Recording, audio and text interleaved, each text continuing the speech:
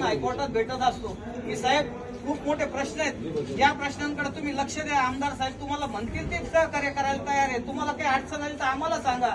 आमदार साहेबांच्या एका प्रश्नावर विषय सुटू शकतात ते आम्ही पाहिलेलं आहे, परंतु तुम्हाला सांगायचंच नाही.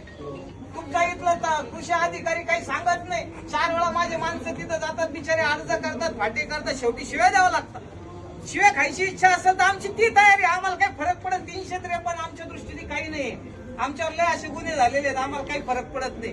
विषय तुमचं काम तुम्ही जर करत नसाल तर मात्र आम्हाला बोलावं लागेल, आणि तुम्हाला त्याच्यात वाईट मानून घ्यायचं काही कारण नाही. कारण की 6-6 महिने 8-8 महिने शेतकरी जर तुमच्या दारात येत असेल तर तुम्हाला लाज वाटली पाहिजे की ह्या माणसाला आपण किती छळावं, किती पिळावं. त्याच्यामुळे आमदार साहेब आजचा विषय की 1 रुपयात जर कांद्याचा लिलाव होत असेल मार्केट कमिटीमध्ये तर मला सांगा कोणता माणूस असा इथं असं बसलेला आहे की ज्या माणसाने फुकट सगळं निर्माण केलेलं आहे, वरतून पडलंय आणि घेऊन विकायला न्यायचंय, असं काही परिस्थिती आहे का?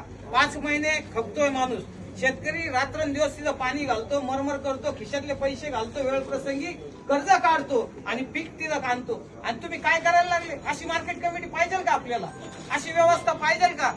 तुम्ही फडकून काढायला पाहिजे की ज्या लोकांचा कांदा 1.5 रुपयाने गेला, आपल्याला म्हटलं मला तिथं बोलवा, मी पहिली कांदा मागं तिथं मारतो. त्याला काय यांच्या बापाचं राज्य आहे का?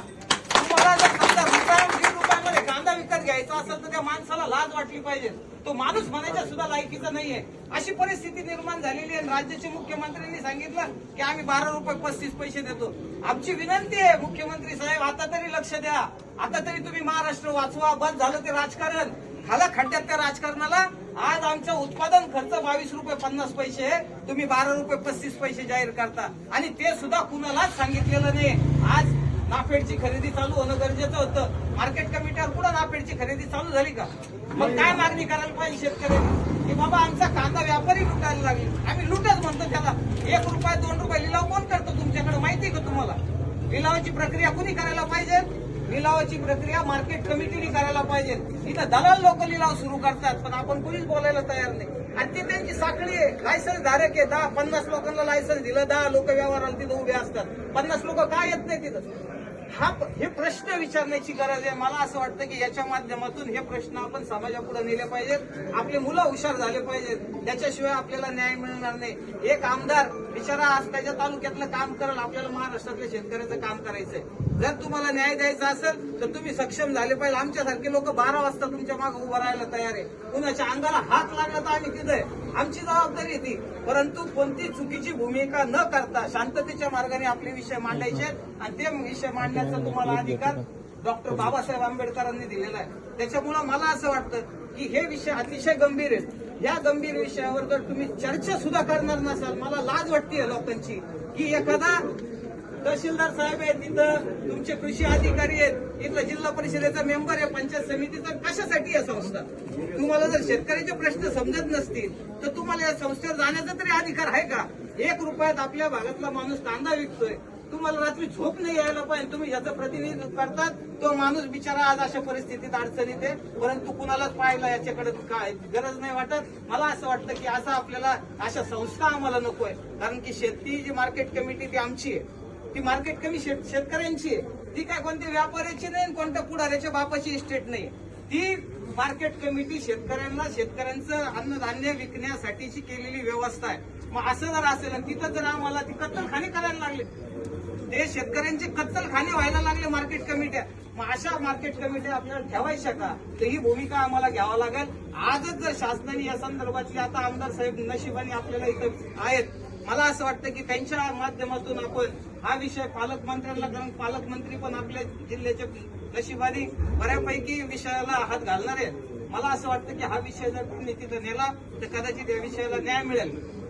अडचण एकच आहे की शेतकऱ्यांची पोरं तिथं निवडून दिली तुम्ही विधानसभेत, परंतु तुमचे आणि माझे प्रश्न मांडायला तिथं कुणाला वेळ नाही. तिथं 1 रुपयातला कांदा माझ्यासारखा असता तर मी विधानसभा बंद करून टाकली असती.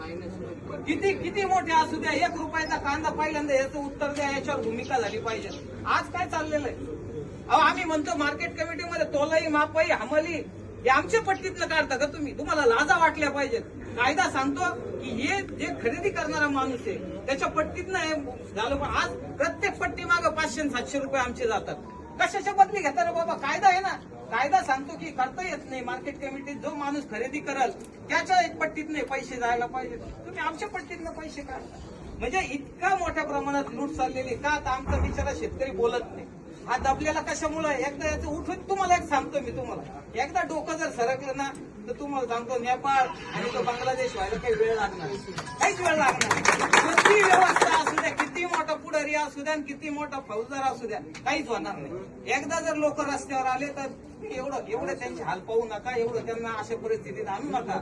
म्हणून या सगळ्यांच्या माध्यमातून मार्केट कमिटीच्या बाबतीत केंद्र शासन आणि राज्य शासन, खास करून राज्य शासनाच्या अखत्यारीत असलेली ही व्यवस्था आहे, याच्यावर जर समजा पणन संचालक लक्ष देत नसेल तर उद्या सकाळी जर अशी परिस्थिती निर्माण झाली, पणन संचालकाच्या कानामागं मारण्याची सुद्धा आमची भूमिका असणार आहे.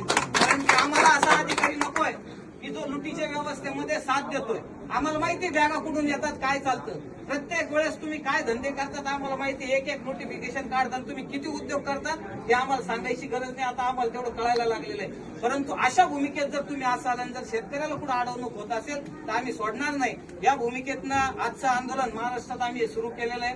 वैजापूर पासून याची सुरुवात केली होती. वैजापूर, श्रीरामपूर, संगमनेर, राहता, कोपरगाव आणि नेवासा अशा माध्यमातून याची सुरुवात झालेली. खाली बीडमध्ये सुद्धा आम्ही मागच्या आठवड्यात आंदोलन केलंय. मला असं वाटतं की हा गंभीर विषय आणि याच्यानंतरचा पुढचा विषय की विम्याच्या बाबतीतला आजचं जे ज्वलंत आमची अडचण आहे ती कांद्याच्या बाबतीतली अडचण आहे. आमदार साहेब, आमची विनंती आहे की हा विषय पूर्ण ताकदीने तुम्ही पुढे पाठवावा, जेणेकरून याच्यातलं नोटिफिकेशन इथली व्यवस्था तुम्ही, मी आज बसलेलोय, इथला सचिव, इथला सभापती, इथला डायरेक्टर याला काही घेणं नाहीये तुमचं. तुम्ही आले, तुमचा सन्मान होईल आणि नंतर हा विषय वाचण्यात जाईल. आम्हाला ती सिस्टीम नको. आम्हाला हे कागदावर पाहिजे आणि त्या कागदावर असण्यासाठी मला असं वाटतं की तुमच्यासारखं नेतृत्व जर या विषयात बोलत असेल तर मला खात्री आहे की 100% हा विषय कागदावर आल्याशिवाय राहणार नाही आणि ती भूमिका तुम्हाला पार पाडायची आमची विनंती आहे. आता तुमचं जे दायित्व आहे तो वेगळा विषय, पण हा शेतकरी संघटना म्हणून माझं एक कर्तव्य आहे की तुमच्यासारख्या चांगल्या माणसाला हा विषय पुढे जाऊ दिला पाहिजे. तुम्ही तो पुढे लावताल अशी अपेक्षा व्यक्त करतो. मित्रांनो,